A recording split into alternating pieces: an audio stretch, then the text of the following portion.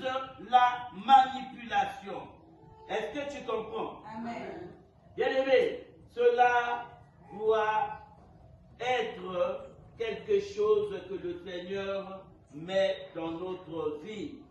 Acte chapitre 16, le verset 18. Bien-aimé, c'est l'histoire de la femme qui avait un esprit de Python.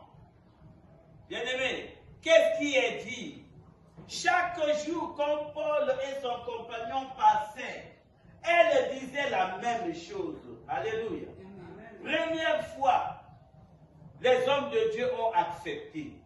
Deuxième fois, les hommes de Dieu ont accepté. Troisième fois, les hommes de Dieu se sont dit que non, ça devient une manipulation. Alléluia. Paul a refusé la manipulation. Donc là, c'est le verset 18 qui dit: elle fit cela pendant plusieurs jours.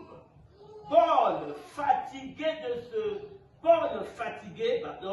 se retourna et dit à l'esprit: je t'ordonne au nom de Jésus-Christ de sortir d'elle. Et il sortit à l'heure même. Alléluia. Amen. Bien-aimés, il y a des gens qui vont nous dire des paroles mielleuses. Ce n'est pas mauvais, mais sachez une chose, que derrière les paroles mielleuses, ça pourra aussi être un piège pour toi.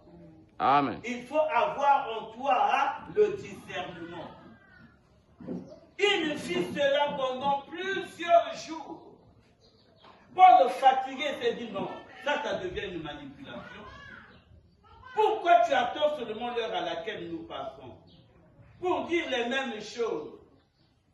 Pourtant, à l'oreille, on se rend compte que cette femme disait la vérité, n'est-ce pas?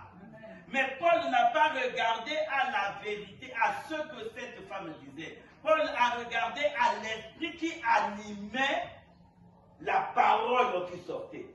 Alléluia. Amen. Car chaque parole bien-aimée est accompagnée par un esprit. Alléluia. Amen. Oui.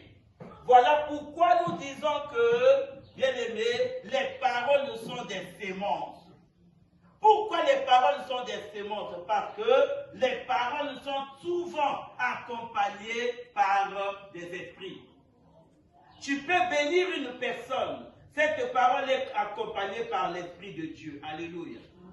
Tu peux aussi bénir entre guillemets, mais dans le cœur c'est la malédiction. Alléluia. Le problème c'est d'avoir le discernement, de connaître si ce qui est sorti de bon côté ou de mauvais côté. Amen. Est-ce que vous comprenez?